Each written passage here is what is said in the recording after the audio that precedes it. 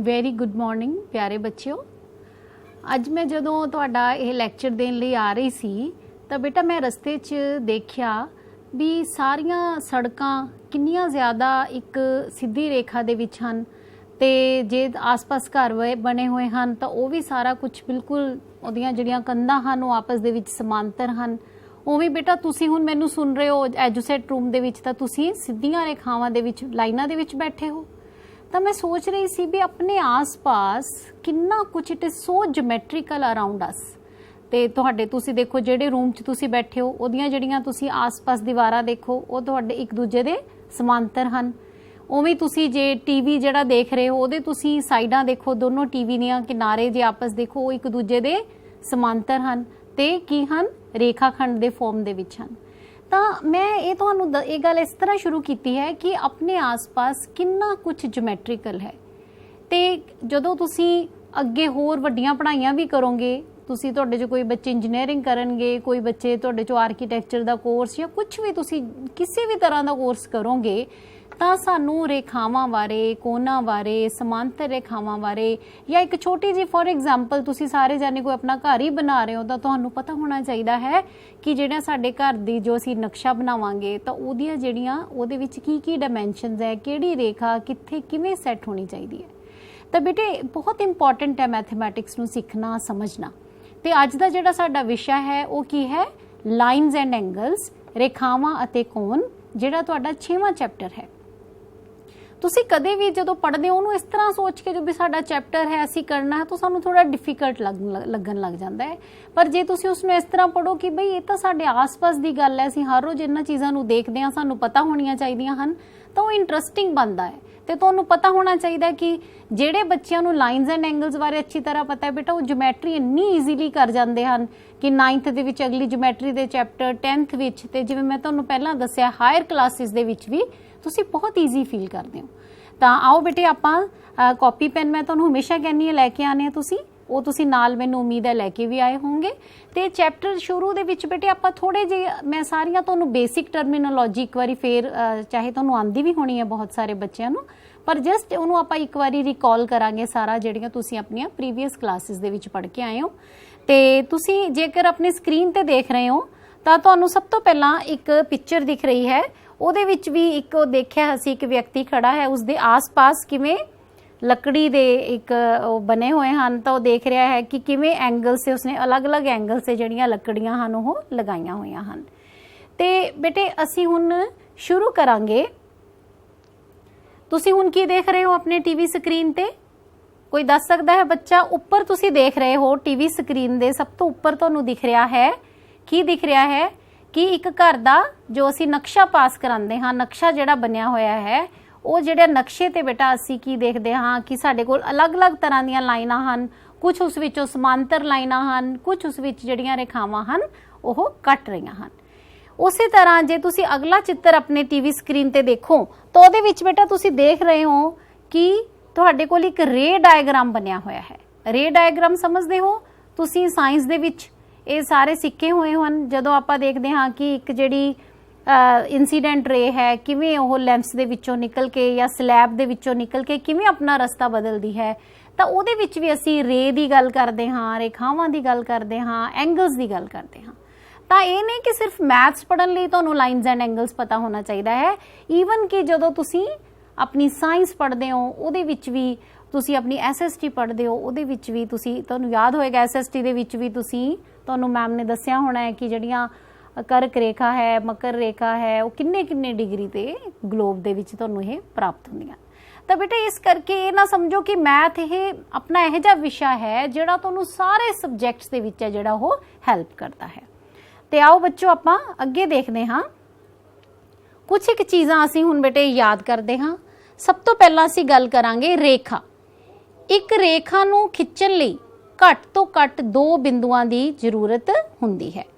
ਆਪਾਂ ਨੂੰ ਸਭ ਨੂੰ ਪਤਾ ਹੈ ਦੇਖੋ ਤੁਸੀਂ ਸਕਰੀਨ ਤੇ ਦੇਖੋ ਕਿ ਇੱਕ ਰੇਖਾ ਨੂੰ ਖਿੱਚਣ ਲਈ ਸਭ ਤੋਂ ਪਹਿਲਾਂ ਸਾਡੇ ਕੋਲ 2 ਬਿੰਦੂ ਹੋਣੇ ਚਾਹੀਦੇ ਹਨ A ਅਤੇ B ਤੇ A ਅਤੇ B ਨੂੰ ਜੇਕਰ ਅਸੀਂ ਮਿਲਾਉਂਦੇ ਹਾਂ ਤਾਂ ਇਹ ਇਸ ਦੇ ਵਿੱਚੋਂ ਦੀ ਜੇ ਲੰਘਦੀ ਹੈ ਤਾਂ ਅਸੀਂ ਉਸ ਨੂੰ ਦੋਵੇਂ ਪਾਸੇ ਵਧਾ ਕੇ ਅਸੀਂ ਕੀ ਪ੍ਰਾਪਤ ਕਰ ਲੈਂਦੇ ਹਾਂ ਇੱਕ ਰੇਖਾ ਪ੍ਰਾਪਤ ਕਰ ਲੈਂਦੇ ਹਾਂ। ਉਸ ਤੋਂ ਬਾਅਦ ਬੱਚਿਓ ਰੇਖਾ ਖੰਡ ਕੀ ਹੁੰਦਾ ਹੈ ਪਹਿਲਾਂ ਅਸੀਂ ਇੱਕ ਰੇਖਾ ਖਿੱਚ ਲਈ ਜਿਹੜੀ ਕਿ ਦੋਨਾਂ ਕਿਨਾਰਿਆਂ ਤੇ ਵੱਧ ਰਹੀ ਹੈ, ਤੇ ਰੇਖਾ ਖੰਡ ਕੀ ਹੁੰਦਾ ਹੈ? ਰੇਖਾ ਦਾ ਉਹ ਭਾਗ ਜਿਸ ਦੇ ਦੋ ਅੰਤ ਬਿੰਦੂ ਹੋਣ। ਰੇਖਾ ਖੰਡ ਕੀ ਹੁੰਦਾ ਹੈ? ਰੇਖਾ ਦਾ ਉਹ ਭਾਗ ਜਿਸ ਦੇ ਦੋ ਅੰਤ ਬਿੰਦੂ ਹੋਣ। ਤੁਸੀਂ ਆਪਣੇ ਸਕਰੀਨ ਤੇ ਧਿਆਨ ਨਾਲ ਦੇਖੋ, ਤੁਹਾਨੂੰ ਦਿਖ ਰਿਹਾ ਹੋਣਾ ਹੈ ਕਿ ਅਸੀਂ ਇੱਕ ਰੇਖਾ ਖੰਡ RS ਖਿੱਚਿਆ ਹੈ, ਇਸ ਦੇ ਦੋ ਅੰਤ ਬਿੰਦੂ ਕੀ ਹਨ? R ਅਤੇ S। ਧਿਆਨ ਨਾਲ ਦੇਖੋ, ਇਹਨਾਂ ਨੂੰ ਅਸੀਂ ਕੀ ਬੋਲਦੇ ਹਾਂ? ਅੰਤ ਬਿੰਦੂ।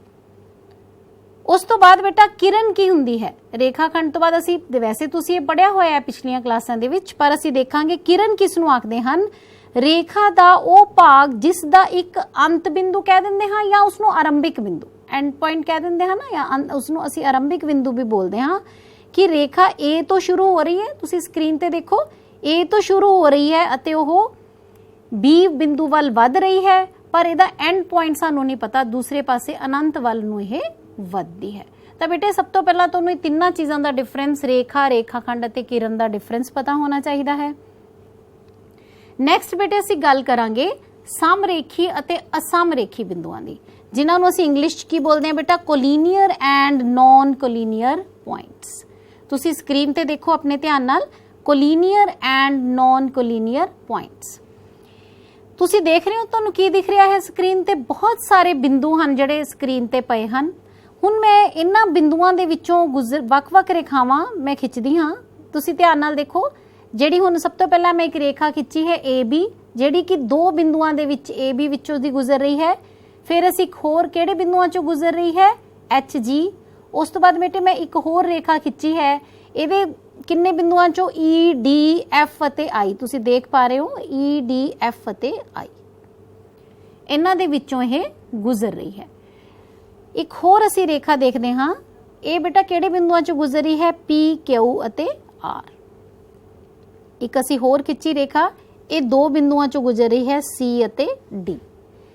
ਤਾਂ ਹੁਣ ਤੁਸੀਂ ਦੇਖੋ ਬੇਟੇ, ਆਪਾਂ ਵੱਖ-ਵੱਖ ਰੇਖਾਵਾਂ ਖਿੱਚੀਆਂ ਹਨ। ਇਹਦੇ ਵਿੱਚੋਂ ਜਿਹੜੀ ਮੈਂ ਇਸ ਰੇਖਾ ਦੀ ਜੇ ਗੱਲ ਕਰਦੀ ਹਾਂ, ਤਾਂ ਇਸ ਰੇਖਾ ਦੇ ਉੱਪਰ ਚਾਰ ਬਿੰਦੂ ਹਨ, E, D, F ਅਤੇ I। ਉਸੇ ਤਰ੍ਹਾਂ ਜੇ ਮੈਂ ਇਸ ਬਲੂ ਕਲਰ ਵਾਲੀ ਰੇਖਾ ਦੀ, ਜਿਹੜੀਆਂ ਬਲੂ ਕਲਰ ਵਾਲੀਆਂ ਰੇਖਾਵਾਂ ਜੇ ਤੁਸੀਂ ਦੇਖੋ, ਤਾਂ P, Q, R। ਤਾਂ ਹੁਣ ਬੇਟੇ ਇਹ ਅਸੀਂ ਗੱਲ ਯਾਦ ਰੱਖਣੀ ਹੈ ਕਿ ਜਿਹੜੇ ਤਿੰਨ ਜਾਂ ਤਿੰਨ ਤੋਂ ਵੱਧ ਬਿੰਦੂ ਇੱਕ ਰੇਖਾ ਦੇ ਉੱਪਰ ਸਥਿਤ ਹੋਣ, ਇਹ ਯਾਦ ਰੱਖਣਾ ਹੈ ਕੰਡੀਸ਼ਨ, ਤਿੰਨ ਜਾਂ ਵੱਧ ਬਿੰਦੂ ਇੱਕ ਰੇਖਾ ਤੇ ਸਥਿਤ ਹੋਣ ਬੇਟੇ, ਤਾਂ ਅਸੀਂ ਉਸ ਨੂੰ ਸਮਰੇਖੀ ਬਿੰਦੂ ਜਾਂ ਅਸੀਂ ਉਸ ਨੂੰ ਕੋਲੀਨੀਅਰ ਪੁਆਇੰਟਸ ਅਸੀਂ ਕਹਿੰਦੇ ਹਾਂ। ਠੀਕ ਹੈ, ਆਪਾਂ ਦੋ ਬਿੰਦੂਆਂ ਨੂੰ ਨਹੀਂ ਕਹਿਣਾ, ਤਿੰਨ, ਮਿਨੀਮਮ ਤਿੰਨ ਹੋਣੇ ਚਾਹੀਦੇ ਹਨ ਜਾਂ ਤਿੰਨ ਤੋਂ ਵੱਧ ਹੋਣੇ ਚਾਹੀਦੇ ਹਨ।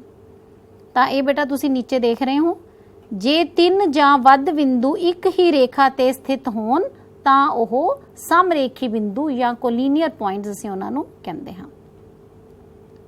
ਹੁਣ ਬੇਟੇ ਅਸੀਂ ਗੱਲ ਕਰਾਂਗੇ ਕਿ ਕੋਣ ਕੀ ਹੁੰਦੇ ਹਨ। ਜਦੋਂ ਦੋ ਕਿਰਨਾਂ, ਕੋਣ ਕਦੋਂ ਬਣਦਾ ਹੈ? ਜਦੋਂ ਦੋ ਕਿਰਨਾਂ ਇੱਕ ਆਰੰਭਿਕ ਬਿੰਦੂ ਤੋਂ ਆਰੰਭ ਹੁੰਦੀਆਂ ਹੋਣ ਤਾਂ ਇੱਕ ਕੋਣ ਬਣਦਾ ਹੈ। ਦੇਖੋ ਬੇਟੇ ਕਿਵੇਂ, ਇੱਕ ਅਸੀਂ ਬਿੰਦੂ ਲਿਆ A, ਪਹਿਲਾਂ ਇਹਦੇ ਵਿੱਚੋਂ ਇੱਕ ਕਿਰਨ ਜਾ ਰਹੀ ਹੈ, ਤੁਸੀਂ ਦੇਖ ਰਹੇ ਹੋ, ਉਸ ਤੋਂ AB ਕਿਰਨ ਹੈ, ਫਿਰ ਉਸ ਤੋਂ ਬਾਅਦ ਇੱਕ ਹੋਰ ਕਿਰਨ ਹੈ AC ਕਿਰਨ, ਆਪਾਂ ਨੂੰ ਪਤਾ ਹੈ ਨਾ, ਜਿਸ ਦਾ ਆਰੰਭਿਕ ਬਿੰਦੂ ਹੁੰਦਾ ਹੈ ਦੂਸਰੇ ਪਾਸੇ ਅਨੰਤ ਨੂੰ ਵੱਧਦੀ ਹੈ। ਤਾਂ ਦੋ ਕਿਰਨਾਂ ਤੁਸੀਂ ਦੇਖੀਆਂ ਹਨ, ਇੱਕ AB ਤੇ ਇੱਕ AC, ਇਹ ਦੋਨਾਂ ਦਾ ਆਰੰਭਿਕ ਬਿੰਦੂ ਬੱਚਿਓ ਕਿਹੜਾ ਹੈ? A। ਤਾਂ ਜਦੋਂ ਇਸ ਤਰ੍ਹਾਂ ਨਾਲ ਇਹ ਜਿਹੜੀ ਕਿਰਨ ਹੈ, ਇਹ ਇੱਕ ਬਿੰਦੂ ਤੋਂ ਦੋ ਕਿਰਨਾਂ ਨਿਕਲ ਰਹੀਆਂ ਹਨ, ਤਾਂ ਆਪਸ ਦੇ ਵਿੱਚ ਬੇਟੇ ਫਿਰ ਇਹ ਕੀ ਬਣਾਉਂਦੀਆਂ ਹਨ? ਕੋਣ ਬਣਾਉਂਦੀਆਂ ਹਨ। ਠੀਕ ਹੈ, ਤਾਂ ਹੁਣ ਥੋੜਾ ਜਿਹਾ ਸੀ, ਵੈਸੇ ਤਾਂ ਤੁਹਾਨੂੰ ਪਤਾ ਹੈ ਇਸ ਕੋਣ ਦਾ ਨਾਮ ਕੀ ਹੋਏਗਾ। ਮੈਂ ਇੱਕ ਵਾਰ ਜਸਟ ਇਹ ਤੁਹਾਨੂੰ ਰਿਵਾਈਜ਼ ਕਰਾਉਣ ਲਈ ਇਹ ਗੱਲ ਤੁਹਾਨੂੰ ਦੱਸ ਰਹੀ ਹਾਂ ਕਿ ਇਸ ਕੋਣ ਦਾ ਨਾਮ ਕੀ ਹੋਏਗਾ ਬੇਟੇ। ਹਾਂਜੀ, ਕੋਣ CAB, ਕੀ ਕਵਾਂਗੇ ਇਸ ਨੂੰ? CAB ਵੀ ਕਹਿ ਸਕਦੇ ਹਾਂ, ਕੋਣ BAC ਵੀ ਲਿਖ ਸਕਦੇ ਹਾਂ ਅਸੀਂ। ਇਹਦੀਆਂ ਭੁਜਾਵਾਂ ਕਿਹੜੀਆਂ ਹਨ? ਕੋਣ ਦੀਆਂ ਭੁਜਾਵਾਂ ਹੁੰਦੀਆਂ ਹਨ ਕਿਰਨ AB ਅਤੇ ਕਿਰਨ AC, ਇਹਦੀਆਂ ਭੁਜਾਵਾਂ ਹਨ, ਜਿਸ ਨੂੰ ਅਸੀਂ ਆਰਮਸ ਆਫ ਐਂਗਲ ਵੀ ਕਹਿੰਦੇ ਹਾਂ। ਠੀਕ ਹੈ, ਉਸ ਤੋਂ ਬਾਅਦ ਸਾਂਝਾ ਬਿੰਦੂ ਇਸ ਦਾ ਕੀ ਹੈ? A, ਜਿਸ ਨੂੰ ਅਸੀਂ ਕੋਣ ਦਾ ਕੀ ਕਹਿੰਦੇ ਹਾਂ? ਸ਼ਿਖਰ ਜਾਂ ਇਹਨੂੰ ਵਰਟੈਕਸ ਕਹਿੰਦੇ ਹਾਂ ਅਸੀਂ। ਠੀਕ ਹੈ ਬੇਟੇ, ਇਹ ਦੋ ਤਿੰਨ ਚੀਜ਼ਾਂ ਤੁਹਾਨੂੰ ਇਹਦੀ ਟਰਮੀਨੋਲੋਜੀ ਪਤਾ ਹੋਣੀ ਚਾਹੀਦੀ ਹੈ ਕਿ ਅਸੀਂ ਐਂਗਲ A ਨੂੰ ਅਸੀਂ ਕੀ ਕਹਿੰਦੇ ਆ, ਐਂਗਲ ਇਹਨੂੰ BAC, ਐਂਗਲ ਕੀ ਬੋਲਾਂਗੇ? BAC ਲਿਖ ਦਵੋ, ਇਹ ਐਂਗਲ ਦਾ ਸਾਈਨ ਹੁੰਦਾ ਹੈ, ਤੇ ਜਾਂ ਐਂਗਲ CAB, ਦੋਨੋਂ ਚੀਜ਼ਾਂ ਅਸੀਂ ਇਸ ਨੂੰ ਲਿਖ ਸਕਦੇ ਹਾਂ। ਉਸ ਤੋਂ ਬਾਅਦ ਜਿਹੜਾ A ਹੈ ਉਸ ਨੂੰ ਅਸੀਂ ਕੀ ਕਹਿੰਦੇ ਹਾਂ, ਕੋਨ ਦਾ शिखर ਜਾਂ वर्टेक्स ऑफ एंगल A, ਤੇ AB ਅਤੇ AC ਨੂੰ ਅਸੀਂ ਕੀ ਕਵਾਂਗੇ, ਕੋਨ ਦੀਆਂ ਭੁਜਾਵਾਂ ਜਾਂ ਆਰਮਸ ਆਫ एंगल BAC। ਹੁਣ ਬੇਟੇ ਤੁਸੀਂ ਆਪਣੇ ਸਕਰੀਨ ਤੇ ਦੇਖ ਰਹੇ ਹੋ, ਚੀਜ਼ ਤੁਹਾਨੂੰ ਅੱਛੀ ਤਰ੍ਹਾਂ ਪਤਾ ਹੈ, ਜਸਟ ਇੱਕ ਵਾਰੀ ਰਿਮਾइंड ਕਰਾਉਣ ਲਈ ਮੈਂ ਤੁਹਾਡੇ ਸਾਹਮਣੇ ਬਣਾਇਆ ਹੈ। ਸਮਕੋਣ ਤ੍ਰਿਭੁਜ ਆਪਾਂ ਨੂੰ ਸਭ ਨੂੰ ਪਤਾ ਹੈ ਕੀ ਹੁੰਦਾ ਹੈ, 90 ਡਿਗਰੀ ਦਾ ਕੋਣ। ਬੇਟੇ ਇਹਦੇ ਵਿੱਚ ਇਹ ਸਾਈਨ ਹਮੇਸ਼ਾ ਜਦੋਂ ਬਣਿਆ ਹੋਵੇ ਤਾਂ ਅਸੀਂ ਉਸ ਨੂੰ ਮੰਨ ਲੈਣਾ ਹੈ ਕਿ 90 ਡਿਗਰੀ ਦਾ ਕੋਣ ਹੈ। ਉਸੇ ਤਰ੍ਹਾਂ ਨਿਊਨ ਕੋਣ ਬੇਟੇ ਕੀ ਹੁੰਦਾ ਹੈ, ਤੁਹਾਨੂੰ ਪਤਾ ਹੋਏਗਾ ਨਿਊਨ ਕੋਣ ਜਦੋਂ 0 ਡਿਗਰੀ ਤੇ 90 ਡਿਗਰੀ ਦੇ ਵਿਚਕਾਰ ਜਿਹੜਾ ਕੋਣ ਹੈ ਉਸ ਨੂੰ ਅਸੀਂ ਕੀ ਬੋਲਦੇ ਹਾਂ, ਨਿਊਨ ਕੋਣ। ਅਧਿਕ ਕੋਣ ਕਿਹੜਾ ਹੁੰਦਾ ਹੈ, ਜਦੋਂ 90 ਡਿਗਰੀ ਤੋਂ ਵੱਡਾ ਅਤੇ 180 ਡਿਗਰੀ ਤੋਂ ਛੋਟਾ, ਅਸੀਂ ਉਸ ਨੂੰ ਅਧਿਕ ਕੋਣ ਜਾਂ ਉਹਨੂੰ ਅਸੀਂ ਕੀ ਬੋਲਦੇ ਹਾਂ, ਆਬਟਿਊਸ ਐਂਗਲ। ਇੰਗਲਿਸ਼ ਦੇ ਵਿੱਚ ਵੀ ਦੇਖੋ, ਸਮਕੋਣ ਨੂੰ ਬੇਟਾ ਰਾਈਟ ਐਂਗਲ, ਨਿਊਨ ਕੋਣ ਨੂੰ ਐਕਿਊਟ ਐਂਗਲ, ਅਧਿਕ ਕੋਣ ਨੂੰ ਆਬਟਿਊਸ ਐਂਗਲ। ਫਿਰ ਬੇਟਾ ਜਦੋਂ ਬਿਲਕੁਲ ਹੀ ਸਾਡੇ ਕੋਲ 180 ਡਿਗਰੀ ਦਾ ਕੋਣ ਬਣ ਜਾਂਦਾ ਹੈ ਤਾਂ ਕਿਹੜੀ ਰੇਖਾ ਬਣ ਜਾਂਦੀ ਹੈ ਸਾਡੇ ਕੋਲ, ਸਰਲ ਰੇਖਾ। ਤੁਸੀਂ ਆਪਣੇ ਡੀ ਨਾਲ ਬਣਾ ਕੇ ਵੀ ਦੇਖ ਸਕਦੇ ਹੋ, ਤਾਂ ਅਸੀਂ ਉਸ ਨੂੰ ਬੋਲਦੇ ਹਾਂ ਸਰਲ ਕੋਣ ਜਾਂ ਸਟ੍ਰੇਟ ਐਂਗਲ। ਸਟ੍ਰੇਟ ਲਾਈਨ ਬਣਾਉਂਦਾ ਹੈ, ਇਸ ਕਰਕੇ ਸਟ੍ਰੇਟ ਐਂਗਲ। ਜਦੋਂ ਬੇਟੇ ਅਸੀਂ 180 ਡਿਗਰੀ ਤੋਂ ਵੱਡਾ ਕੋਣ ਬਣਾ ਲੈਂਦੇ ਹਾਂ, 180 ਡਿਗਰੀ ਤੋਂ ਲੈ ਕੇ 360 ਡਿਗਰੀ ਤੱਕ, ਤਾਂ ਅਸੀਂ ਇਸ ਨੂੰ ਕੀ ਬੋਲਦੇ ਹਾਂ ਬੇਟਾ, ਰਿਫਲੈਕਸ ਐਂਗਲ। ਕੀ ਬੋਲਦੇ ਹਾਂ, ਰਿਫਲੈਕਸ ਐਂਗਲ। ਉਸ ਤੋਂ ਬਾਅਦ ਜਦੋਂ ਪੂਰਾ ਹੀ ਜਦੋਂ ਜਿਹੜੀ OA ਹੈ ਤੇ OB, ਠੀਕ ਹੈ, ਪੂਰਾ ਇਸ ਤਰ੍ਹਾਂ ਘੁੰਮ ਕੇ ਜਾਂਦੀ ਹੈ ਤਾਂ ਇਸ ਨੂੰ ਅਸੀਂ ਕਹਿੰਦੇ ਹਾਂ 360 ਡਿਗਰੀ ਦਾ ਕੋਣ ਯਾਨੀ ਕੰਪਲੀਟ ਐਂਗਲ, ਪੂਰਨ ਕੋਣ। ਉਸੇ ਤਰ੍ਹਾਂ ਬੇਟਾ ਇੱਕ ਇਹਦੇ ਵਿੱਚ 0 ਡਿਗਰੀ ਦਾ ਐਂਗਲ ਵੀ ਬਣਦਾ ਹੈ, ਜਦੋਂ ਆਪਣੇ ਕੋਲ ਮੰਨ ਲਓ ਕਿਰਨ OA ਤੇ ਕਿਰਨ OB ਇਹਦੇ ਉੱਪਰ ਹੀ ਪਈ ਹੈ ਤਾਂ ਸਾਡੇ ਕੋਲ 0 ਡਿਗਰੀ। ਇਹੀ ਜਿਹੜੀ ਬੇਟਾ ਕਿਰਨ ਹੈ ਤੁਹਾਡੇ ਕੋਲ ਅਲੱਗ-ਅਲੱਗ ਇਸ ਤਰ੍ਹਾਂ ਨਾਲ ਘੁੰਮਦੀ ਜਾਂਦੀ ਹੈ, ਸਮਝਦੇ ਹੋ ਨਾ ਤੁਸੀਂ, ਇਸ ਤਰ੍ਹਾਂ ਘੁੰਮਦੀ ਘੁੰਮਦੀ ਇਹ ਵਾਪਸ ਜਦੋਂ ਆ ਜਾਂਦੀ ਹੈ ਇਹਦੇ ਤੇ, ਫਿਰ ਅਸੀਂ ਇਹਨੂੰ ਕਹਿੰਦੇ ਹਾਂ ਕਿ 60 ਡਿਗਰੀ 360 ਡਿਗਰੀ ਦਾ ਕੋਣ ਬਣ ਰਿਹਾ ਹੈ। ਹੁਣ ਬੇਟੇ ਅਸੀਂ ਥੋੜਾ ਜਿਹਾ ਹੋਰ ਅਸੀਂ ਪਿੱਛੇ ਜਾਂਦੇ ਹਾਂ, ਪਿਛਲੀਆਂ ਕਲਾਸਾਂ 'ਚ ਤੁਸੀਂ ਪੜ੍ਹ ਕੇ ਆਏ ਹੋ ਕਿ ਪੂਰਕ ਕੋਣ, ਕੰਪਲੀਮੈਂਟਰੀ ਐਂਗਲਸ ਕੀ ਹੁੰਦੇ ਹਨ, ਜਿਹੜੇ ਦੋ ਕੋਣਾਂ ਦਾ ਜੋੜ 90 ਡਿਗਰੀ ਹੋਵੇ ਉਸ ਨੂੰ ਅਸੀਂ ਕੀ ਕਹਿੰਦੇ ਹਾਂ, ਪੂਰਕ ਕੋਣ ਕਹਿੰਦੇ ਹਾਂ। ਜਿਵੇਂ ਤੁਹਾਡੇ ਸਾਹਮਣੇ ਤੁਸੀਂ ਦੇਖ ਰਹੇ ਹੋ, ਇੱਕ 50 ਡਿਗਰੀ ਦਾ ਕੋਣ ਹੈ, 40 ਡਿਗਰੀ ਦਾ ਕੋਣ ਹੈ, ਤਾਂ ਅਸੀਂ ਇਹਨਾਂ ਨੂੰ ਜਦੋਂ ਜੋੜ ਕੇ ਦੇਖਦੇ ਹਾਂ ਤਾਂ ਤੁਹਾਡੇ ਕੋਲ ਇਹ 90 ਡਿਗਰੀ ਦਾ ਐਂਗਲ ਹੈ ਜਿਹੜਾ ਬਣਦਾ ਹੈ। ਇਸ ਕਰਕੇ ਅਸੀਂ ਇਹਨਾਂ ਨੂੰ ਕੀ ਕਹਿੰਦੇ ਹਾਂ, ਕੰਪਲੀਮੈਂਟਰੀ ਐਂਗਲਸ, ਪੂਰਕ ਕੋਣ। ਨੈਕਸਟ ਹੈ ਸਪਲੀਮੈਂਟਰੀ ਐਂਗਲਸ, ਜਿਹੜੇ ਦੋ ਕੋਣਾਂ ਦਾ ਜੋੜ 180 ਡਿਗਰੀ ਹੁੰਦਾ ਹੈ ਉਸ ਨੂੰ ਅਸੀਂ ਕੀ ਕਹਿੰਦੇ ਹਾਂ, ਸੰਪੂਰਕ ਕੋਣ। ਜਿਵੇਂ ਹੁਣ ਤੁਹਾਡੇ ਕੋਲ 130 ਡਿਗਰੀ 50 ਡਿਗਰੀ, ਤਾਂ ਇਹਨਾਂ ਦਾ ਜਿਹੜਾ ਜੋੜ ਹੈ ਉਹ ਕਿੰਨਾ ਹੋ ਜਾਏਗਾ, 180 ਡਿਗਰੀ, ਤਾਂ ਅਸੀਂ ਇਸ ਨੂੰ ਕੀ ਕਹਿੰਦੇ ਹਾਂ, ਸੰਪੂਰਕ ਕੋਣ। ਹੁਣ ਬੇਟੇ ਅਸੀਂ ਇੱਕ ਬੜਾ ਇੰਪੋਰਟੈਂਟ ਜੋ ਅਸੀਂ ਟਰਮ ਪੜਾਂਗੇ ਤਾਂ ਉਹਦੇ ਬਾਰੇ ਅਸੀਂ ਜਾਣਾਂਗੇ। ਪੜ੍ਹੀ ਤਾਂ ਅਸੀਂ ਸੁਣੀ ਹੋਈ ਹੈ term, that is known as ਲਾਗਵੇਂ ਕੋਣ। ਲਾਗਵੇਂ ਕੋਣ ਤੇ ਅਸੀਂ ਇਹਨੂੰ ਇੰਗਲਿਸ਼ ਕੀ ਬੋਲਦੇ ਹਾਂ, ਐਡਜੈਸੈਂਟ ਐਂਗਲਸ। ਠੀਕ ਹੈ, ਤਾਂ ਹੁਣ ਅਸੀਂ ਸਿੱਖਦੇ ਹਾਂ, ਪਹਿਲਾਂ ਪਹਿਚਾਨ ਕਰਨੀ ਸਿੱਖੋ ਬੇਟਾ ਸਭ ਤੋਂ ਪਹਿਲਾਂ ਕਿ ਐਡਜੈਸੈਂਟ ਕੋਨਸ ਜਾਂ ਲਾਗਵੇਂ ਕੋਣ ਕੀ ਹੁੰਦੇ ਹਨ। ਜਿਹੜੇ ਦੋ ਕੋਣਾਂ ਦਾ ਇੱਕ ਸਾਂਝਾ ਸ਼ਿਖਰ ਹੋਵੇ, ਦੋ ਕੋਣ ਹੋਣ ਤਾਂ ਕੰਡੀਸ਼ਨ ਸਭ ਤੋਂ ਪਹਿਲੀ ਕੀ ਲੱਗ ਗਈ ਕਿ ਉਹਦਾ ਸਾਂਝਾ ਸ਼ਿਖਰ ਹੋਵੇ ਅਤੇ ਇੱਕ ਸਾਂਝੀ ਭੁਜਾ ਹੋਵੇ। ਦੂਸਰੀ ਕੰਡੀਸ਼ਨ ਹੈ ਸਾਂਝੀ ਭੁਜਾ ਹੋਵੇ, ਤੇ ਜਿਹੜੀਆਂ ਭੁਜਾਵਾਂ ਸਾਂਝੀਆਂ ਨਹੀਂ ਹਨ, ਠੀਕ ਹੈ, ਜਿਹੜੀਆਂ ਭੁਜਾਵਾਂ ਸਾਂਝੀਆਂ ਨਹੀਂ ਹਨ ਉਹ ਸਾਂਝੀ ਭੁਜਾ ਦੇ ਉਲਟ ਦਿਸ਼ਾ ਵਿੱਚ ਸਥਿਤ ਹੋਣ, ਉਹਨਾਂ ਨੂੰ ਅਸੀਂ ਲਾਗਵੇਂ ਕੋਣ ਕਹਿੰਦੇ ਹਾਂ। ਹੁਣ ਬੇਟਾ ਯਾਦ ਰੱਖਣਾ ਤਿੰਨ ਕੰਡੀਸ਼ਨ ਹੈ। ਸਭ ਤੋਂ ਪਹਿਲਾਂ ਇੱਕ ਸ਼ਿਖਰ ਸਾਂਝਾ ਹੋਵੇ, ਦੋਨਾਂ ਕੋਣਾਂ ਦਾ ਸ਼ਿਖਰ ਸਾਂਝਾ ਹੋਵੇ, ਫਿਰ ਇੱਕ ਭੁਜਾ ਸਾਂਝੀ ਹੋਵੇ, ਤੇ ਜਿਹੜੀਆਂ ਭੁਜਾਵਾਂ ਸਾਂਝੀਆਂ ਨਹੀਂ ਹਨ ਉਹ ਉਸ ਕਾਮਨ ਜਿਹੜੀ ਤੁਹਾਡੀ ਸਾਈਡ ਹੈ ਉਹਦੇ ਉਲਟ ਦਿਸ਼ਾ ਵੀ, ਯਾਨੀ ਇੱਕ ਇਸ ਸਾਈਡ ਤੇ ਹੋਵੇ ਇੱਕ ਦੂਜੀ। ਦੇਖੋ ਹੁਣ ਬੇਟੇ ਤੁਹਾਡੇ ਸਾਹਮਣੇ ਡਾਇਗਰਾਮ ਬਣਿਆ ਹੋਇਆ ਹੈ, ਆਪਾਂ ਦੇਖਦੇ ਹਾਂ ਤੁਹਾਨੂੰ ਦੋ ਕੋਣ ਦਿਖ ਰਹੇ ਹਨ ਬੇਟਾ, ਦੋ ਨਹੀਂ ਵੈਸੇ ਤਾਂ ਇਹਦੇ ਵਿੱਚ ਕਿੰਨੇ ਕੋਣ ਹਨ, ਤਿੰਨ। ਕਿਹੜੇ ਕਿਹੜੇ ਹਨ ਦੇਖੋ ਜਰਾ, ਇੱਕ ਤਾਂ ਪਹਿਲਾਂ BAC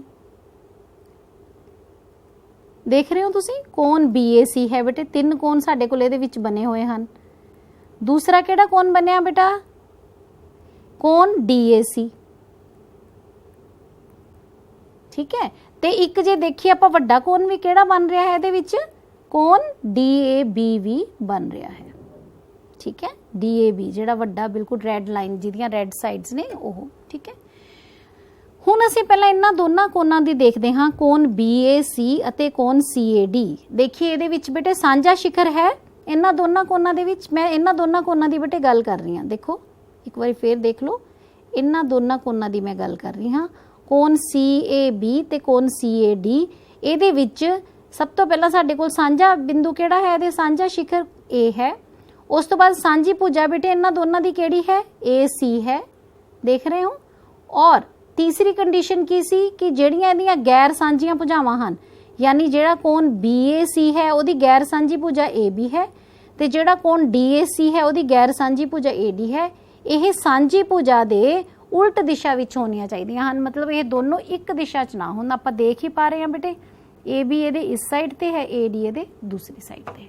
ਤਾਂ ਫਿਰ ਅਸੀਂ ਕੀ ਕਹਿ ਸਕਦੇ ਹਾਂ कि ਜਿਹੜੇ ਕੋਣ ਕਿਹੜੇ ਹਨ, BAC ਅਤੇ DAC ਇਹ ਆਪਸ ਦੇ ਵਿੱਚ ਕਿਹੜੇ ਕੋਣ ਹਨ, ਇਹਨਾਂ ਨੂੰ ਲਾਗਵੇਂ ਕੋਣ ਅਸੀਂ ਕਹਾਂਗੇ। ਕਿਹੜੇ ਕੋਣ ਕਹਾਂਗੇ ਬੇਟੇ, ਲਾਗਵੇਂ ਕੋਣ। ਹੁਣ ਅਸੀਂ ਇਸ ਨੂੰ ਲਿਖਾਂਗੇ ਕਿ ਜਿਹੜਾ ਵੱਡਾ ਕੋਣ DAB ਹੈ ਉਹ ਇਹਨਾਂ ਦੋਨਾਂ ਕੋਣਾਂ ਦੇ ਜੋੜ ਦੇ ਬਰਾਬਰ ਹੁੰਦਾ ਹੈ। ਠੀਕ ਹੈ। ਹੁਣ ਮੈਂ ਤੁਹਾਨੂੰ ਦੱਸਾਂਗੀ ਕਿ ਆਪਾਂ ਅਕਸਰ ਜਦੋਂ ਤੁਹਾਨੂੰ ਪੁੱਛਿਆ ਜਾਂਦਾ ਹੈ ਕਿ ਇਹ ਲਾਗਵੇਂ ਹਨ ਤਾਂ ਅਸੀਂ ਕੋਈ ਨਾ ਕੋਈ ਕੰਡੀਸ਼ਨ ਮਿਸ ਕਰਦੇ ਹਾਂ ਤਾਂ ਸਾਨੂੰ ਲੱਗਦਾ ਹੈ ਕਿ ਲਾਗਵੇਂ ਹਨ। ਜਿਵੇਂ ਕਿ ਤੁਹਾਨੂੰ ਮੈਂ ਦਿਖਾਣੀ ਹਾਂ ਅੱਗੇ, ਦੇਖੋ ਹੁਣ ਇਸੇ ਦੇ ਵਿੱਚ ਜੇ ਮੈਂ ਤੁਹਾਨੂੰ ਇੱਕ ਗੱਲ ਇਹ ਪੁੱਛਾਂ ਕਿ ਕੋਣ, ਦੇਖੋ ਧਿਆਨ ਨਾਲ ਕੁਐਸਚਨ ਦੇਖੋ ਬੇਟਾ, ਕੋਣ DAB ਅਤੇ ਕੋਣ CAB ਕੀ ਇਹ ਲਾਗਵੇਂ ਹਨ? DAB ਤੁਸੀਂ ਦੇਖ ਰਹੇ ਹੋ ਜੋ ਰੈੱਡ ਤੁਹਾਡੀਆਂ ਭੁਜਾਵਾਂ ਨਾਲ ਬਣਿਆ ਹੋਇਆ ਹੈ, ਤੇ ਕੋਣ CAB ਇਹ ਜਿਹੜਾ ਆ ਵਾਲਾ ਕੋਣ ਹੈ, ਕੀ ਇਹ ਲਾਗਵੇਂ ਹਨ? ਇਹਦੇ ਵਿੱਚ ਦੇਖੋ ਬੇਟਾ ਸਭ ਤੋਂ ਪਹਿਲਾਂ ਸਾਡੇ ਕੋਲ शिखर वर्टेक्स ਦਾ ਸਾਂਝਾ ਹੈ ਔਰ ਇੱਕ ਜਿਹੜੀ ਇਹਦੀ ਇੱਕ ਆਰਮ ਵੀ ਭੁਜਾ ਵੀ ਸਾਂਝੀ ਹੈ AB। ਪਰ ਤੀਸਰੀ ਕੰਡੀਸ਼ਨ ਕੀ ਸੀ ਕਿ ਜਿਹੜੀਆਂ ਇਹਦੀਆਂ ਗੈਰ ਸਾਂਝੀਆਂ ਭੁਜਾਵਾਂ ਹਨ ਉਹ ਸਾਂਝੀ ਭੁਜਾ ਦੇ ਉਲਟ ਦਿਸ਼ਾ ਵਿੱਚ ਹੋਣੀਆਂ ਚਾਹੀਦੀਆਂ ਹਨ। ਪਰ ਇਹ ਕੰਡੀਸ਼ਨ ਇਹ ਸੈਟੀਸਫਾਈ ਨਹੀਂ ਕਰ ਰਿਹਾ ਕਿਉਂਕਿ ਇਹਦੀ ਜਿਹੜੀ ਭੁਜਾ AC ਹੈ ਤੇ ਵੱਡੇ ਦੀ AD, ਇਹ ਦੋਵੇਂ ਸਾਂਝੀ ਭੁਜਾ AB ਦੇ ਇੱਕੋ ਹੀ ਪਾਸੇ ਸਥਿਤ ਹਨ। ਇਸ ਕਰਕੇ ਇਹਨਾਂ ਨੂੰ ਅਸੀਂ ਲਾਗਵੇਂ ਕੋਣ ਨਹੀਂ ਕਵਾਂਗੇ। ਹੁਣ ਬੇਟੇ ਅਸੀਂ ਨੈਕਸਟ ਅਸੀਂ ਗੱਲ ਕਰਾਂਗੇ ਕੋਣਾਂ ਦਾ ਰੇਖੀ ਜੋੜਾ, ਜਿਹਨੂੰ ਅਸੀਂ ਲਿਖਦੇ ਹਾਂ ਲੀਨੀਅਰ ਪੇਅਰ ਆਫ ਐਂਗਲਸ। ਜਿਹੜੇ ਦੋ ਲਾਗਵੇਂ ਕੋਣਾਂ ਦੀਆਂ ਗੈਰ ਸਾਂਝੀਆਂ ਭੁਜਾਵਾਂ ਇੱਕ ਸਰਲ ਰੇਖਾ ਬਣਾਉਣ ਤਾਂ ਇਹ ਦੋਵੇਂ ਕੋਣਾਂ ਦਾ ਰੇਖੀ ਜੋੜਾ ਬਣਾਉਂਦੇ ਹਨ। ਧਿਆਨ ਨਾਲ ਦੇਖੋ ਬੇਟਾ, ਜਿਹੜੀ ਪਹਿਲੀ ਸਾਡੇ ਕੋਲ ਇੱਕ ਡਾਇਗਰਾਮ, ਪਿਛਲੀ ਵਾਲੀ ਡਾਇਗਰਾਮ ਹੀ ਅਸੀਂ ਇਹਦੇ ਵਿੱਚ ਮੈਂ ਦੁਬਾਰਾ ਇਹਦੇ ਵਿੱਚ ਡਰਾ ਕੀਤੀ ਹੈ। ਇਹਦੇ ਵਿੱਚ ਜਿਹੜਾ ਕੋਣ DAB ਹੈ, ਦੇਖ ਰਹੇ ਹੋ DAB, ਇਹ this angle DAC plus angle DAC ਬੇਟਾ, this angle plus angle other angle, what is the name of other angle, angle CAB, ਇਹਨਾਂ ਦੇ ਬਰਾਬਰ ਹੈ। ਤੇ ਇਹਦੇ ਵਿੱਚ ਵੀ ਬੇਟਾ ਸੇਮ ਕੰਡੀਸ਼ਨ ਹੈ, ਐਂਗਲ DAB ਦੇਖੋ ਇਹ ਵਾਲਾ ਬੇਟਾ ਪੂਰਾ angle DAB, this is equal to angle DAC, this angle DAC only, this angle ਬੇਟੇ plus angle CAB ਆ ਵਾਲਾ ਬੇਟੇ ਤੁਹਾਡੇ ਕੋਲ ਐਂਗਲ। ਸਮਝ ਰਹੇ ਹੋ ਤੁਸੀਂ? ਦੇਖੋ ਜਦੋਂ ਬੋਲਿਆ ਜਾਂਦਾ ਹੈ ਤਾਂ शिखर ਦੇਖਣੇ ਹੁੰਦੇ ਹਨ, CAB ਤੁਹਾਨੂੰ ਸਮਝ ਆ ਜਾਂਦਾ ਹੈ CAB ਕਿਹੜਾ ਐਂਗਲ ਹੈ। ਇਹ ਵੀ ਦੋਨੋਂ ਲਾਗਵੇਂ ਕੋਣ ਹਨ, ਇਹਦੇ ਵਿੱਚ ਇਹ ਵੀ ਦੋਨੋਂ ਲਾਗਵੇਂ ਕੋਣ ਹਨ। ਪਰ ਜਿਹੜੀ ਤੁਹਾਡਾ ਸੈਕਿੰਡ ਡਾਇਗਰਾਮ ਹੈ ਇਹਦੇ ਵਿੱਚ ਇੱਕ ਸਪੈਸ਼ਲਿਟੀ ਕੀ ਬਣ ਗਈ ਕਿ ਇਹ ਜਦੋਂ ਜਿਹੜੀਆਂ ਇਹਦੀਆਂ ਗੈਰ ਸਾਂਝੀਆਂ ਭੁਜਾਵਾਂ ਹਨ ਉਹ ਕੀ ਬਣਾ ਰਹੀਆਂ ਹਨ, ਸਰਲ ਰੇਖਾ। ਤੇ ਸਰਲ ਰੇਖਾ ਤੇ ਬਣਿਆ ਕੋਣ ਆਪਾਂ ਨੂੰ ਬੇਟੇ ਪਤਾ ਕਿੰਨੇ ਦਾ ਹੁੰਦਾ ਹੈ, 180 ਡਿਗਰੀ ਦਾ। ਤਾਂ ਐਂਗਲ DAB ਕਿੰਨਾ ਹੋ ਗਿਆ ਤੁਹਾਡੇ ਕੋਲ, 180 ਡਿਗਰੀ ਹੋ ਗਿਆ। ਤਾਂ ਉਸ ਟਾਈਮ ਅਸੀਂ ਕੀ ਕਹਿੰਦੇ ਹਾਂ ਕਿ ਜਿਹੜੇ ਲਾਗਵੇਂ ਕੋਣ DAC ਅਤੇ CAB ਇਹ ਕੀ ਬਣਾ ਰਹੇ ਹੈ, ਕੋਣਾਂ ਦਾ ਰੇਖੀ ਜੋੜਾ। ਯਾਨੀ ਇਹਨੂੰ ਆਸਾਨ ਸ਼ਬਦਾਂ 'ਚ ਅਸੀਂ ਇਹ ਕਹਿ ਦਿੰਨੇ ਹਾਂ ਕਿ ਜਦੋਂ ਸਾਡੇ ਕੋਲ ਜਿਹੜੇ ਦੋ ਲਾਗਵੇਂ ਕੋਣਾਂ ਦਾ ਜੋੜ 180 ਡਿਗਰੀ ਹੋਵੇ ਤਾਂ ਅਸੀਂ ਉਸ ਨੂੰ ਕੀ ਕਹਿ ਦਿੰਦੇ ਹਾਂ, ਕੋਣਾਂ ਦਾ ਰੇਖੀ ਜੋੜ। ਤੁਹਾਨੂੰ ਗੱਲ ਸਮਝ ਆ ਗਈ ਹੋਏਗੀ। ਹੁਣ ਬੇਟੇ ਅਸੀਂ ਇੱਕ ਚੀਜ਼ ਹੋਰ ਅਸੀਂ ਇੱਕ ਪੜਨ ਜਾ ਰਹੇ ਹਾਂ ਟਰਮ, शिखर सन्मुख कोण, ਜਿਹਨੂੰ ਅਸੀਂ ਕਹਿੰਦੇ ਹਾਂ ਵਰਟੀਕਲੀ ਆਪੋਜ਼ਿਟ ਐਂਗਲਸ। ਇਹ ਵੀ ਤੁਸੀਂ ਪਿਛਲੀਆਂ ਕਲਾਸਾਂ ਦੇ ਵਿੱਚ ਪੜ੍ਹੇ ਹੋਏ ਹਨ। ਇੱਥੇ ਤੁਸੀਂ ਦੇਖ ਰਹੇ ਹੋ ਕਿ ਦੋ ਰੇਖਾਵਾਂ ਹਨ, ਕਿਹੜੀਆਂ-ਕਿਹੜੀਆਂ, AC ਅਤੇ BD। ਸਾਡੇ ਕੋਲ ਦੋ ਰੇਖਾਵਾਂ ਹਨ ਤੇ ਕਿਹੜੇ ਬਿੰਦੂ ਤੇ ਕੱਟ ਰਹੀਆਂ ਹਨ, ਬਿੰਦੂ O ਤੇ। ਤਾਂ ਇਹ ਜਿਹੜੇ ਤੁਸੀਂ ਦੇਖ ਰਹੇ ਹੋ ਇੱਕੋ ਹੀ ਕਲਰ ਨਾਲ angle AOD will be equal to angle BOD, similarly angle AOB will be equal to angle COD। ਇਹਨਾਂ ਨੂੰ ਅਸੀਂ ਕੀ ਬੋਲਦੇ ਹਾਂ, ਵਰਟੀਕਲੀ ਆਪੋਜ਼ਿਟ ਐਂਗਲਸ। ਤੇ ਇਹਨੂੰ ਸ਼ਾਰਟ ਫਾਰਮ ਦੇ ਵਿੱਚ ਕਈ ਵਾਰ ਬੱਚੇ VOA ਇਸ ਤਰ੍ਹਾਂ ਵੀ ਲਿਖ ਦਿੰਦੇ ਹਨ ਤੇ ਪੰਜਾਬੀ 'ਚ ਅਸੀਂ ਇਸ ਨੂੰ ਕੀ ਬੋਲਦੇ ਹਾਂ, शिखर सन्मुख कोण। ਹੁਣ ਬੇਟਾ ਇੱਕ ਚੀਜ਼ ਆਪਾਂ ਹੋਰ ਥੋੜਾ ਜਿਹਾ ਦੇਖਦੇ ਹਾਂ ਰੇਖਾਵਾਂ ਬਾਰੇ। ਹੁਣ ਤੱਕ ਅਸੀਂ ਐਂਗਲਸ ਦੇਖੇ, ਥੋੜਾ ਜਿਹਾ ਹੁਣ ਆਪਾਂ ਰੇਖਾਵਾਂ ਬਾਰੇ ਦੇਖਦੇ ਹਾਂ ਕਿ ਜੋ ਰੇਖਾਵਾਂ ਹਨ ਤੁਸੀਂ अपनी कॉपी ते कोई भी दो रेखावां खिंचो, कोई भी दो रेखावां देखो इस फॉर्म च हो सकदियां हन, इस फॉर्म च हो सकदियां हन, या इस तरह किसी भी जो तुसी भी खिंचो अपनी चाहे कॉपी ते, तो ਅਸੀਂ देख रहे हैं बेटे कि ਜਦੋਂ भी ਅਸੀਂ ਇੱਕ पेयर ऑफ एंगल्स खिंचते हाँ, दो रेखावां ਅਸੀਂ खिंचते हाँ, ਤਾਂ ਸਾਡੇ ਕੋਲ दो ही पॉसिबिलिटीज़ हो सकदियां ने, या ਤਾਂ रेखावां की होणगीਆਂ काटवीਆਂ, या रेखावां की होणगीਆਂ समांतर। मैं गल कर रही हाँ ਜਦੋਂ ਅਸੀਂ की खिंच रहे हैं पेयर ऑफ एंगल्स, जोड़ा रेखावां ਦਾ। ਹੁਣ ਜਿਵੇਂ ਕਿ ਤੁਸੀਂ ਇਹਦੇ 'ਚ ਦੇਖ ਰਹੇ ਹੋ, ਇੱਥੇ ਆਪਾਂ ਨੂੰ ਲੱਗ ਤਾਂ ਨਹੀਂ ਰਿਹਾ, ਪਰ ਜੋ ਤੁਸੀਂ ਇਸ ਨੂੰ ਵਧਾਓਗੇ ਅੱਗੇ ਜਾ ਕੇ ਕੱਟਣਗੀਆਂ ਜ਼ਰੂਰ। ਇਹ ਜਿਹੜੀਆਂ ਹਨ ਆਪਾਂ ਨੂੰ ਦਿਖ ਰਿਹਾ ਹਨ, ਕਿਤੇ ਵੀ ਨਹੀਂ ਕੱਟਣਗੀਆਂ ਤੇ ਕੀ ਹੋ ਜਾਂਦੀਆਂ ਸਮਾਂਤਰ ਰੇਖਾਵਾਂ। ਇਹ ਵੀ ਕਾਟਵੀਆਂ ਰੇਖਾਵਾਂ ਹਨ, ਇਹ ਵੀ ਕਾਟਵੀਆਂ ਰੇਖਾਵਾਂ। ਤਾਂ ਇਹ ਆਪਾਂ ਸਿਰਫ ਤੁਹਾਨੂੰ ਇੱਕ ਰਿਵਾਈਜ਼ ਕਰਾਉਣ ਲਈ ਮੈਂ ਬੇਟਾ ਥੋੜਾ ਦੱਸ ਰਹੀ ਹਾਂ। ਹੁਣ ਇੱਕ ਜਿਹੜਾ ਸਵੈ ਸਿੱਧ, ਇਹ ਸ਼ਬਦ ਤੁਹਾਨੂੰ ਕੁਝ ਯਾਦ ਆਇਆ? ਆਪਾਂ ਸਵੈ ਸਿੱਧ ਕਿੱਥੇ ਪੜਿਆ ਸੀ? ਪਿਛਲੇ ਲੈਕਚਰ ਦੇ ਵਿੱਚ ਮੈਂ ਤੁਹਾਨੂੰ ਯੂਕਲਿਡ ਦਾ ਜਦੋਂ ਆਪਾਂ ਕਰ ਰਹੇ ਸੀ, ਆਪਾਂ ਉਹਦੇ ਐਕਸੀਓਮਸ ਜਾਂ ਸਵੈ ਸਿੱਧ ਪੜ੍ਹੇ ਸੀ। ਉਸੇ ਤਰ੍ਹਾਂ ਬੇਟੇ ਆਪਾਂ ਇਸ ਚੈਪਟਰ ਦੇ ਵਿੱਚ ਵੀ ਅਸੀਂ ਇੱਕ ਸਵੈ ਸਿੱਧ, ਇੱਕ ਐਕਸੀਓਮ ਯੂਜ਼ ਕਰਾਂਗੇ ਜਿਹੜਾ ਕਿ ਬਿਨਾਂ ਪ੍ਰੂਫ ਤੋਂ ਅਸੀਂ ਮੰਨਦੇ ਹਾਂ। ਦੇਖੋ ਕੀ ਹੈ, ਜੇ ਇੱਕ ਕਿਰਨ ਇੱਕ ਰੇਖਾ ਤੇ ਖੜੀ ਹੋਵੇ ਤਾਂ ਇਸ ਤਰ੍ਹਾਂ ਬਣੇ ਦੋਨੇ ਲਾਗਵੇਂ ਕੋਣਾਂ ਦਾ ਜੋੜ 180 ਡਿਗਰੀ ਹੁੰਦਾ ਹੈ। ਇਹਦਾ ਮਤਲਬ ਸਮਝੋ ਬੇਟਾ ਕੀ ਹੈ, ਜੇਕਰ ਇੱਕ ਕਿਰਨ ਇੱਕ ਰੇਖਾ ਤੇ, ਇੱਕ ਅਸੀਂ ਬੇਟਾ ਰੇਖਾ ਖਿੱਚ ਲਈ, ਰੇਖਾ ਆਪਾਂ ਨੂੰ ਸਭ ਨੂੰ ਖਿੱਚਣੀ ਆਉਂਦੀ ਹੈ, ਸਟ੍ਰੇਟ ਲਾਈਨ। ਇਹਦੇ ਤੇ ਇੱਕ ਕਿਰਨ, ਕੋਈ ਵੀ ਇੱਥੋਂ ਇੱਕ ਕਿਰਨ ਦਾ ਆਪਾਂ ਨੂੰ ਪਤਾ ਹੈ ਨਾ ਕਿ ਇੱਕ ਕਿਰਨ ਕੀ ਹੁੰਦੀ ਹੈ ਜਿਹਦਾ ਇੱਕ ਪੁਆਇੰਟ ਸਾਨੂੰ ਫਿਕਸ ਪਤਾ ਹੈ, ਸ਼ੁਰੂ ਆਰੰਭਿਕ ਬਿੰਦੂ। ਮੰਨ ਲਓ ਅਸੀਂ ਇੱਥੇ ਇੱਕ ਆਰੰਭਿਕ ਬਿੰਦੂ O ਲੈ ਲੈਂਦੇ ਹਾਂ, ਮੰਨ ਲਓ, ਤਾਂ ਅਸੀਂ ਇੱਕ ਇੱਥੋਂ ਕਿਰਨ ਇਹਦੇ ਉੱਪਰ ਖੜੀ ਕਰ ਦਿੰਦੇ ਹਾਂ, ਠੀਕ ਹੈ। ਤਾਂ ਆਹ ਬੇਟਾ ਰੇਖਾ ਦਾ ਨਾਮ ਮੰਨ ਲਓ ਅਸੀਂ AB ਲੈ ਲੈਂਦੇ ਹਾਂ, ਤੇ ਜਿਹੜੀ ਅਸੀਂ ਕਿਰਨ ਦਾ ਨਾਮ ਮੰਨ ਲਓ ਅਸੀਂ ਕੀ ਰੱਖ ਲੈਂਦੇ ਹਾਂ, OC, ਠੀਕ ਹੈ। ਤਾਂ ਇਸ ਤਰ੍ਹਾਂ ਬਣੇ ਦੋਵੇਂ ਲਾਗਵੇਂ ਕੋਣਾਂ ਦਾ ਜੋੜ 180 ਡਿਗਰੀ ਹੁੰਦਾ ਹੈ। ਹੁਣ ਕਿਹੜੇ ਦੋ ਲਾਗਵੇਂ ਕੋਣ ਬਣੇ ਹਨ ਬੇਟੇ, ਤੁਸੀਂ ਦੇਖ ਪਾ ਰਹੇ ਹੋ, ਇੱਕ ਐਂਗਲ COB ਤੇ angle AOC। Angle AOC plus angle COB या BOC, this will be equal to 180 degree, ठीक है। ਲਾਗਵੇਂ ਕੋਣਾਂ ਦਾ ਜੋੜ 180 ਡਿਗਰੀ ਹੋਵੇਗਾ ਕਦੋਂ? ਜਦੋਂ ਇੱਕ ਕਿਰਨ ਇੱਕ ਰੇਖਾ ਤੇ ਖੜੀ ਹੋਵੇ। ਆਪਾਂ ਨੂੰ ਪਤਾ ਹੀ ਹੈ ਨਾ, ਕਿਉਂਕਿ ਸਟ੍ਰੇਟ ਐਂਗਲ ਕਿੰਨੇ ਡਿਗਰੀ ਦਾ ਹੁੰਦਾ? 180 ਡਿਗਰੀ ਦਾ। ਤਾਂ ਬੇਟੇ ਆਪਾਂ ਇਸ ਚੀਜ਼ ਨੂੰ ਅਸੀਂ ਸਵੈ ਸਿੱਧ ਮੰਨ ਲਿਆ ਕਿ ਇਸ ਨੂੰ ਪ੍ਰੂਫ ਦੀ ਕੋਈ ਲੋੜ ਨਹੀਂ ਹੈ, ਇਹਨੂੰ ਅਸੀਂ ਐਕਸੀਓਮ ਮੰਨਦੇ ਹਾਂ। ਹੁਣ ਬਲਕਿ ਅਸੀਂ ਇਸ ਐਕਸੀਓਮ ਨੂੰ ਜੋ ਅਸੀਂ ਪੜਿਆ ਹੈ ਕਿ ਜੇਕਰ ਇੱਕ ਕਿਰਨ, ਮੈਂ ਬਾਰ-ਬਾਰ ਤੁਹਾਨੂੰ ਰਿਪੀਟ ਇਸ ਕਰਕੇ ਕਰਾਨੀ ਆ ਬੇਟਾ ਕਿ ਜਦੋਂ ਅਸੀਂ ਇੱਕ ਸਟੇਟਮੈਂਟ ਨੂੰ ਬਾਰ-ਬਾਰ ਬੋਲਦੇ ਹਾਂ ਤਾਂ ਸਾਡੇ ਅੰਦਰ, ਸਾਡੇ ਜੋ ਆਪਣੇ ਮਾਈਂਡ ਦੇ ਵਿੱਚ ਅੱਛੀ ਤਰ੍ਹਾਂ ਉਹ ਬੈਠ ਜਾਂਦੀ ਹੈ, ਤੁਹਾਨੂੰ ਲਿਖਣਾ ਫਿਰ ਪੂਰਾ ਦਾ ਪੂਰਾ ਸਟੇਟਮੈਂਟ ਆਸਾਨ ਹੋ ਜਾਂਦਾ ਹੈ ਕਿ ਜੇਕਰ ਇੱਕ ਕਿਰਨ ਇੱਕ ਰੇਖਾ ਤੇ ਖੜੀ ਹੋਵੇ ਤਾਂ ਇਸ ਤਰ੍ਹਾਂ ਬਣੇ ਦੋਵੇਂ ਲਾਗਵੇਂ ਕੋਣਾਂ ਦਾ ਜੋੜ 180 ਡਿਗਰੀ ਹੁੰਦਾ ਹੈ। ਕੀ ਆਪਾਂ ਇੱਧਰ ਧਿਆਨ ਨਾਲ ਦੇਖੋ, ਇੱਥੇ ਆਪਾਂ ਕਹਿ ਰਹੇ ਹਾਂ ਕਿ ਇੱਕ ਕਿਰਨ ਇੱਕ ਰੇਖਾ ਤੇ ਖੜੀ ਹੋਵੇ, ਇਹ ਅਸੀਂ ਗਿਵਨ ਮੰਨਿਆ, ਤਾਂ ਹੁੰਦਾ ਕੀ ਹੈ? ਲਾਗਵੇਂ ਕੋਣਾਂ ਦਾ ਜੋੜ 180 ਡਿਗਰੀ ਹੁੰਦਾ ਹੈ। ਕੀ ਬੇਟਾ ਆਪਾਂ ਇਸ ਤੋਂ ਉਲਟ ਲਿਖ ਸਕਦੇ ਹਾਂ? ਕੀ ਹੋਏਗਾ ਇਸ ਤੋਂ ਉਲਟ ਕਿ ਜੇਕਰ ਦੋ ਲਾਗਵੇਂ ਕੋਣਾਂ ਦਾ ਜੋੜ 180 ਡਿਗਰੀ ਹੋਵੇ ਤਾਂ ਫਿਰ ਕੀ ਹੋਏਗੀ? ਸ਼ਾਬਾਸ਼।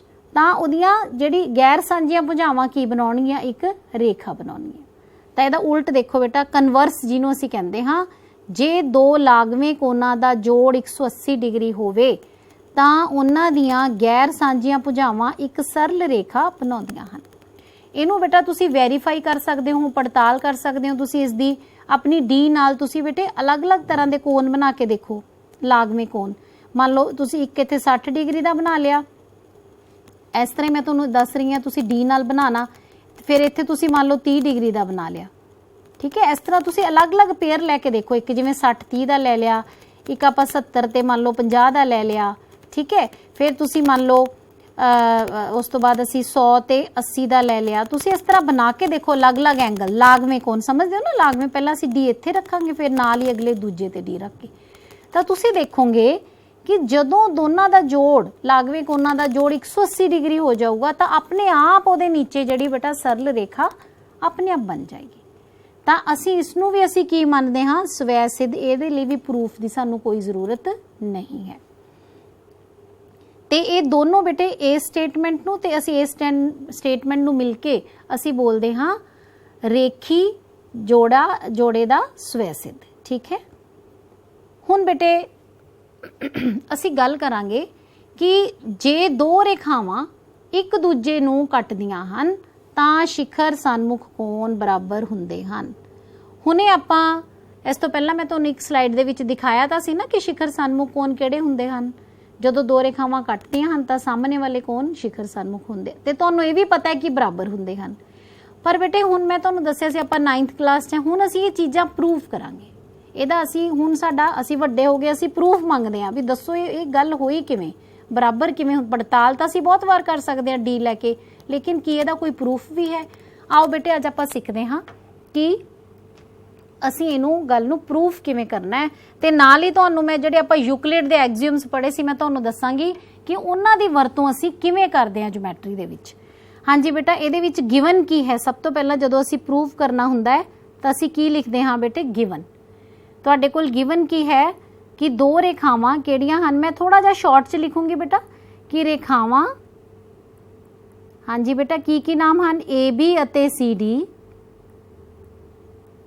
ਕਿਹੜੇ ਬਿੰਦੂ ਤੇ ਕੱਟਦੀਆਂ ਹਨ, ਬਿੰਦੂ O ਤੇ ਕੱਟਦੀਆਂ ਹਨ,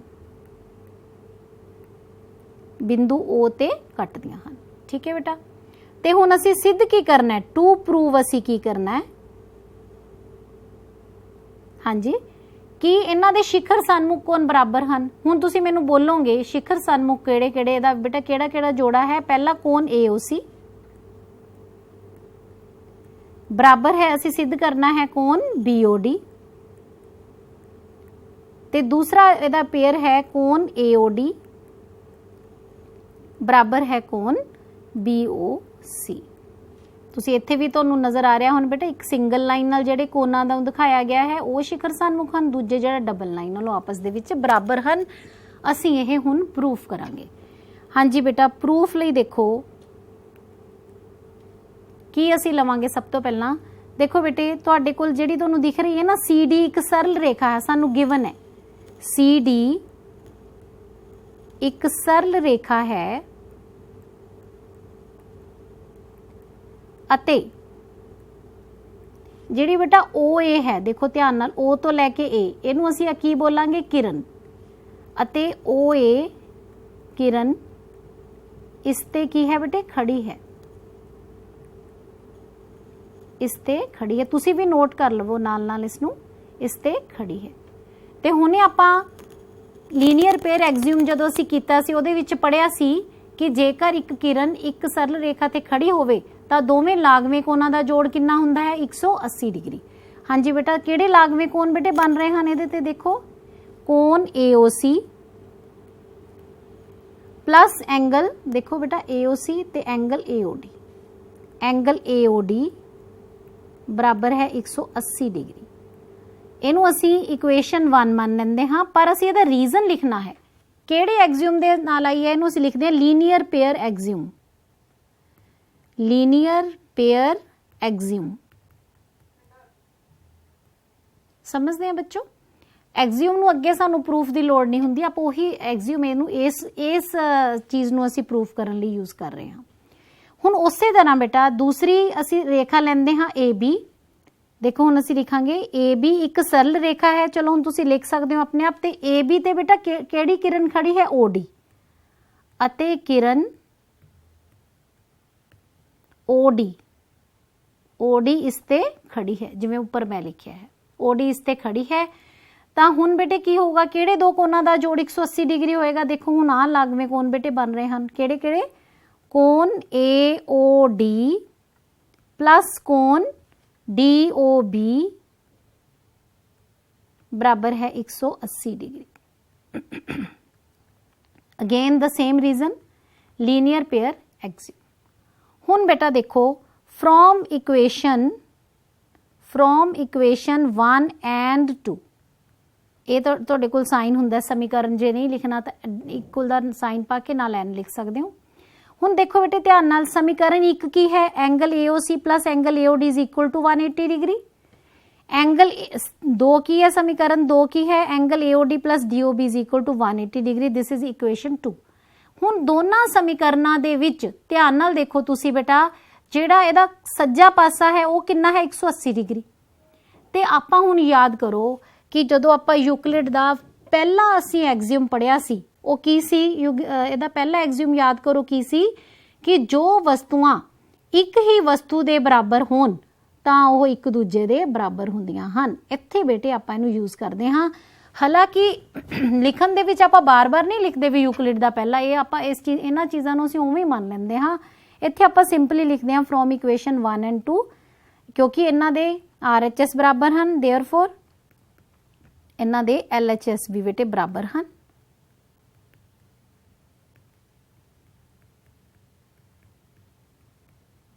ठीक है, लेकिन इत्थे यूज की हो रहा है यूक्लिड दा जिहड़ा एग्जियम नंबर 1। समझ आ गया बेटा गल कित्थे असी यूक्लिड यूज करते हैं। हुण उस तो बाद आपां नूं इन्हां दोनां देखो बेटे आ साडे कोल दो साइडां हो गईयां एक होर समीकरण दियां। इन्हां दोनां दे विच देखो AOD ते AOD की है सांझा है। जे मैं इन्हां दोनां दे विचों AOD एंगल AOD माइनस कर दवां तां की होगा बेटे, सोचो आप लिखते हुंदे सी ना समीकरण दोवें पासे AOD एंगल AOD घटाउण ते, तां आपां हुण ओह पूरा नहीं लिखते क्योंकि सानूं समझ है इस गल दी, असीं इन्हां नूं सिंपली इस तरह कट दिंदे हां। तां इहदे विच भी बेटा की यूज हो रहा यूक्लिड दा एग्जियम नंबर 3। उहदे च आपां की पढ़िया सी कि जेकर बराबरां विचों बराबर घटा दिते जाण तां सानूं जिहड़ा है बाकी ओह बराबर हुंदा है। तां देयरफॉर AOD दोनों पासे असीं घटा दिता तो angle AOC is equal to angle DOP। हुण ध्यान नाल देखो बेटे एंगल AOC ये वाला एंगल बेटा ते एंगल BOD ये आपस दे विच बेटे की आ गए बराबर आ गए। ते ये किहड़े कोण कोण हन, शिखर सन्मुख कोण हन ते असीं प्रूव की कर दिता कि ये की हन बराबर। बिल्कुल उसी तरह similarly we can prove the other pair is also equal. Other दूसरा पेयर बेटे की है कि angle AOD is equal to angle CO। बिल्कुल इसे स्टैप्स नाल तुसीं ओनू भी प्रूव कर सकते हो। तो हुण अज तुहानूं समझ आई होनी इस गल दी कि असीं वो यूक्लिड दे एग्जियम्स क्यों पढ़े हैं। तुहानूं पता लग्या होगा कि असीं ओनू कदों तो यूज़ करते आ रहे हाँ ते ओहदे बगैर मैथ दा स्पैशली ज्योमैट्री दा बेटा कोई भी ज्योमैट्री की अलजबरा की उन्हां वो एग्जियम्स तो बगैर प्रूव नहीं हो सकता। They are so important. सो असी बेटे ये प्रूव किया, तुसी इहनूं अगे पूरा अगे सैकेंड पार्ट भी इहदा प्रूव कर लो ते जे नहीं इस तरह भी लिख दांगे इसे तरह सिद्ध कर सकते हाँ तो वह भी ठीक है। हुण बेटे असी एक क्वेश्चन लैंदे हाँ। चित्र विच रेखावां PQ अते RS आपस विच बिंदु O ते कटदियां हन। जेकर कोण POR देखो बेटे मैं बच्चों नूं बार-बार एक गल कहंदी हां जदों तुहानूं डायग्राम सामने मिलिया होया है फिर तो बहुत ईजी हो जाता है। तुसी ना जो स्टेटमेंट पढ़ते हो उन्होंने डायग्राम दे विच जरूर नाल दी नाल देखो या उन्होंने तुसी मार्क करो। उन्हें क्या PQ और RS देखो पहला तो PQ रेखा सानू दिख रही है, फिर RS रेखा सानू दिख रही है, बिंदु O सानू दिख रहा है। कौन POR देख रहे हो तुसी आ वाला एंगल है बेटे, चाहे उहदे ते मार्क ही है फिर भी पेंसिल नाल तुसी दोबारा मार्क करो ताकि सानू पता लगे कि असी किस एंगल की गल कर रहे हैं। एंगल ROQ बेटे ROQ असी देख रहे हैं ROQ दिस एंगल, मैं दोनों एंगल मार्क कर ले ते इन्हां दोनों दे विच अनुपात बेटे कितना गिवन है 5:7। तो असी सारे कोणां दा यानी जिहड़े बाकी दो कोण है ते आ जिहड़े चारां कोणां दा असी वैल्यू फाइंड आउट करनी ते आपां नूं इन्नी गल तां हुण तक सानू 9th तक पढ़दे पढ़दे पता चल चुकिया कि जदों अनुपात दिता वो तां बड़ा ही साडे दिमाग 'च क्लिक कर जांदा है कि उसनूं मन लेना है। मन लो ये let angle POR is equal to 5x and angle ROQ is equal to 7x। ठीक है बेटे, हुण असी ये मान लिया एक स्टैप हो गया साडा। हुण असी थोड़ा जिहा इन्हां कोणां नूं ध्यान नाल देखिए बेटे POR ते ROQ तुहानूं दिख रहा है कि ये कोण की इन्हां दी स्पेशलिटी है, कोणां दा कुछ खास गुण है ये कोणां दा तुहानूं दिख रहा है ना। ये कौन सरल रेखा केड़ी PQ ते दोनों कौन बने हुए हैं, ठीक है ना। ये सानू दस्या उसने कि जिहड़ी PQ है और रेखा सरल रेखा है ते OR इहदे ते की है बेटा किरण खड़ी है तो इन्हां दोनों का जोड़ कितना होना चाहिए है 180 डिग्री।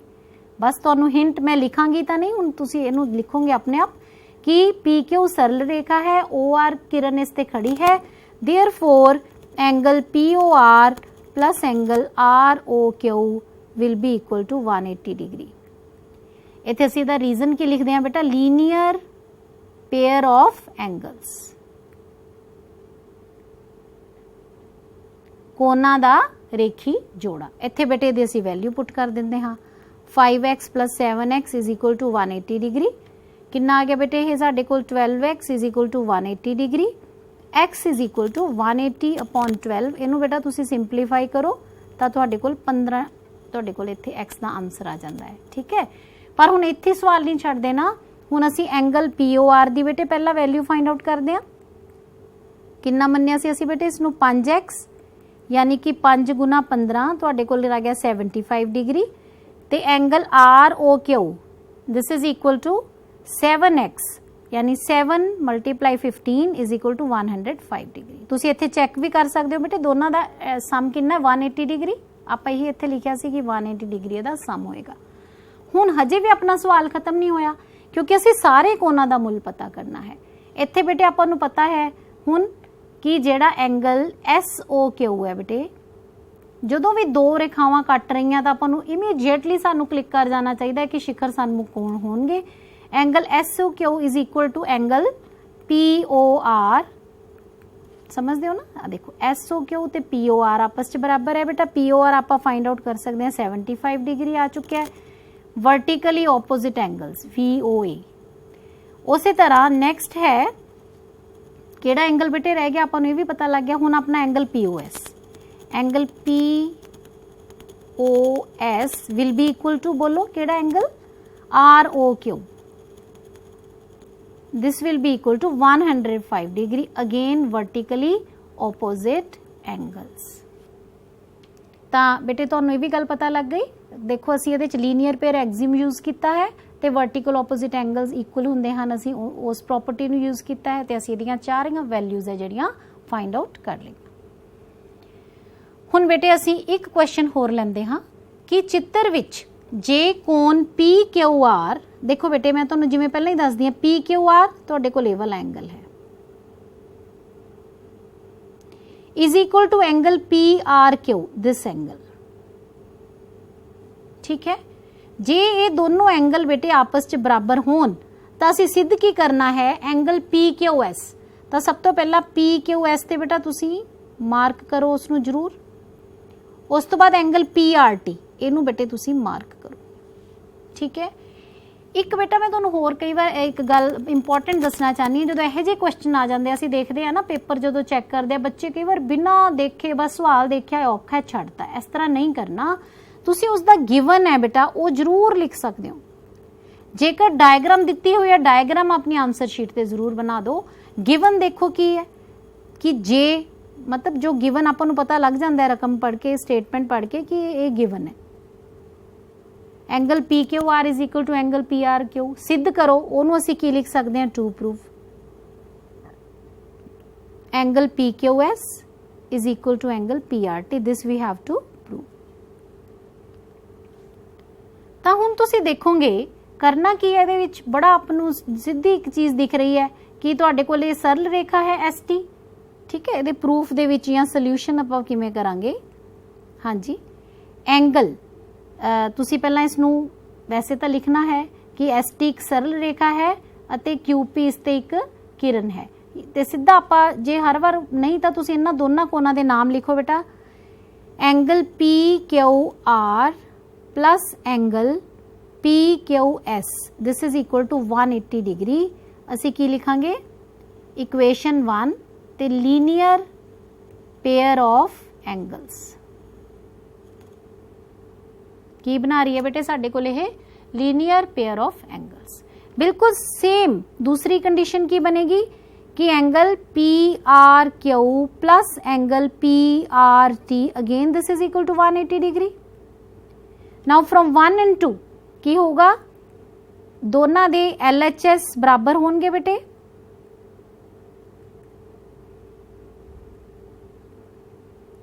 ठीक है बेटा, तो ये विच आपां नूं जो गिवन है angle PQR is equal to PRQ, ये असीं इहदे विचों PQR ते PRQ कैंसल कर देवांगे तो ये तुहाडे कोल की आ जाएगा बेटे बराबर।